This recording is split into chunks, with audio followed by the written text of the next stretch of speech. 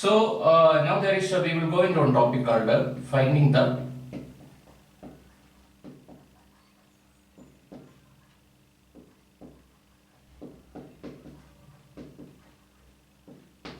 empirical formula. Finding the empirical formula. Okay. See, if you happen to see a reaction, for example, C plus O2, it gives a CO2. See, in this reaction, you can tell multiple number of information. For example, like suppose if you are talking in terms of molecule, see one molecule of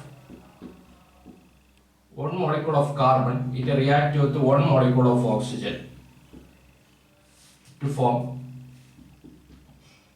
one molecule of carbon dioxide.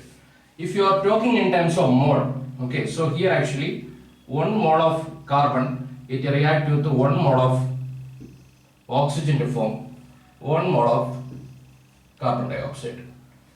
Suppose there are multiple information. Suppose if you are referring in terms of a number of particles, so this is going to be 6.023 into 10 raised to 23 number of carbon atoms react with 6.023 into 10 raised to 23 number of oxygen molecule to form 6.023 into 10 raised to 23 number of carbon dioxide. Okay. Suppose if you are talking in terms of mass, you think that you are converting all these values into mass. Okay, so then 6.023 into 10 raised to 23 number of carbon, it is going to be 12 gram.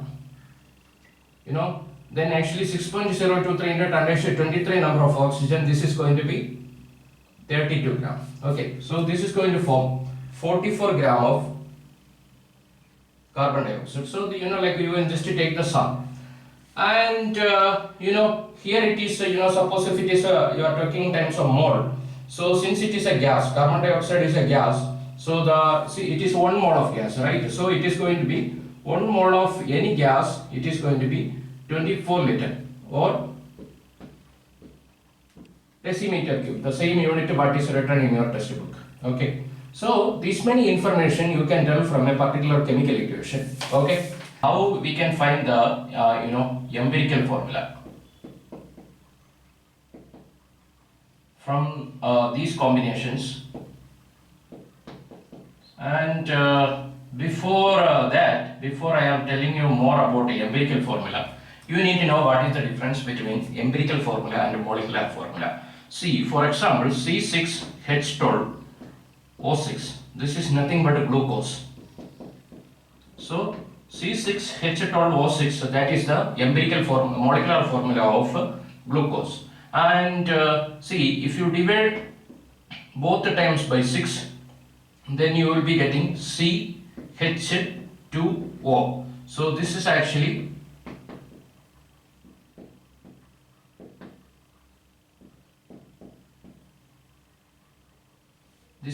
the empirical formula. Okay, so the simplest ratio of the elements, is called the empirical formula, and CH2O, actually this is nothing but the empirical formula. And if you take a hydrogen peroxide, H2O2, so this is going to be, this is the molecular formula.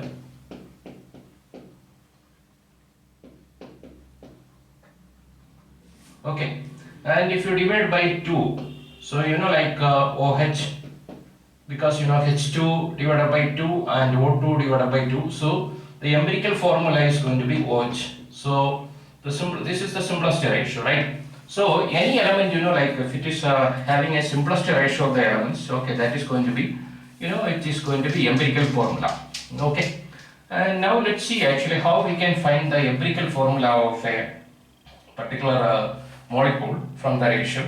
See, one question, suppose if you are writing a question, so if 32 gram of sulfur combines with say let it be 32 gram of oxygen molecule, okay, and sulfur oxide might have formed. So we don't know what is the value of X, we don't know what is the value of Y. So let's find what is actually what sulfur oxide it has formed. So you just check it. So sulfur, oxygen. So this is its mass is going to be 32 gram. Oxygen, it is going to be 32 gram.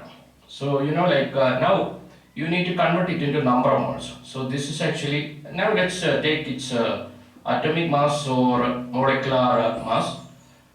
For sulfur it is nothing but 32, and for oxygen the atomic mass of oxygen is going to be 16, right?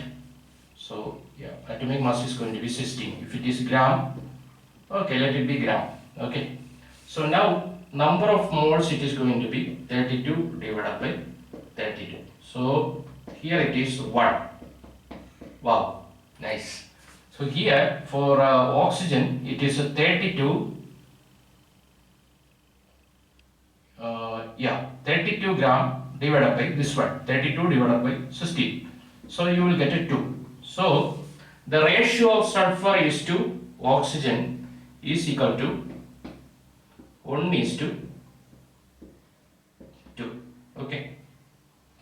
So this empirical formula, this particular compound is going to be SO2.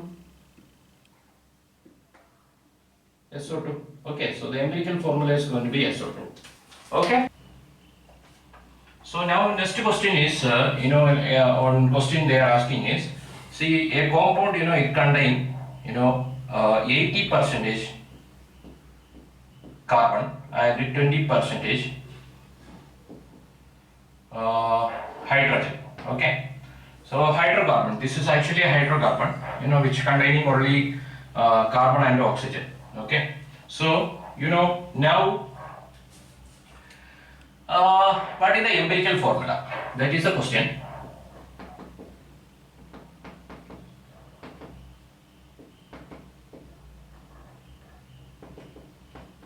Empirical formula. So for that, what we can do is actually we can convert this into 80 gram, and this you can convert to 20 gram. Okay, and for this, we will see how many moles of carbon is there.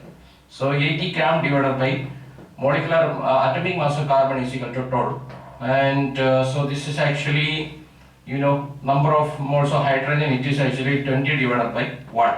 So this is actually 20. So this is supposed to be number of moles of carbon, it is supposed to be 6.67. Okay. So now the next step is, in both cases, okay, we have to divide it by the smallest digit. So this is the smallest digit. So for that, 6.67 divided by 6.67. So this is actually 1. Okay. So this is actually 20 divided by 6.67. So this is supposed to be, you will be getting roughly around 3 you will be getting. Okay. So the empirical formula is nothing but CH3. CH3. Okay. So now, we will go for one experiment to find the empirical formula. See, for example, you took some amount of magnesium ribbon. You think that this is flame. So you are burning this magnesium ribbon. So magnesium, when it is burning with the oxygen, it is supposed to form magnesium oxide. Okay, we don't know X and Y, we don't know how much is the empirical formula. And suppose the people, they took 2.5 gram of magnesium. They burned it with 1.6 gram of oxygen. Okay, so so this is actually magnesium, this is actually oxygen. So number of moles of magnesium is equal to, so 2.49 divided by 12. Number of moles of actually oxygen is equal to, so 1.6 divided by 16. So we will see how much it is. So you will be getting, say magnesium, you will be getting around not 12, it is actually 24. Okay. So for magnesium molecular mass is atomic mass is 24, not 12. So this you will be getting around 0.01 mostly. Here also you will be getting around 0.01. So The number of moles of magnesium, it is 0.01. Number of moles of oxygen, that is also actually it is going to be 0.01. So magnesium 0.01, oxygen 0.01. So you will get magnesium oxide, MgO. So this is the empirical formula. Okay. So that is it about the empirical formula. And now we will go to the next session.